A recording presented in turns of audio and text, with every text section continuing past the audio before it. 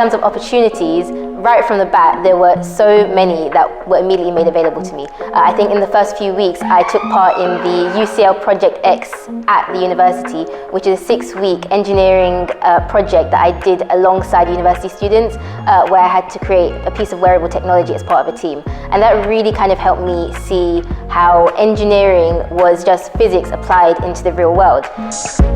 Before participating in the UCL Project X, I'd only really known kind of the bigger fields of engineering, such as maybe mechanical, and I'd known a little bit about civil engineering, but this project let me kind of do a lot more software engineering and electronics engineering, so I got to experience a whole new field, and I realized kind of the range of opportunity within the field, which is one of the things that excites me the most about engineering, kind of the overlap between lots and lots of different sectors.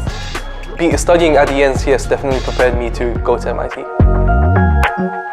The NCS is the place where I learned how to study super efficiently and work really hard, but it's also the place where I learned to believe in myself and to really work hard for my dreams. From A-levels, from NCS, I was definitely a lot more prepared for some of the classes at MIT. It's still obviously a big step above, but kind of making those small links about what I was doing before kind of helped me get started into these courses and not feel so overwhelmed. I took part in a physics lecture series run by Dr. Cardenas, my physics teacher, which was incredible because it kind of taught me a completely new topic, which was quantum mechanics, in a university-style lecture setting. So not only did I learn something completely different that I hadn't learned before, but I also got to do it in a setting that I needed to get used to in the future.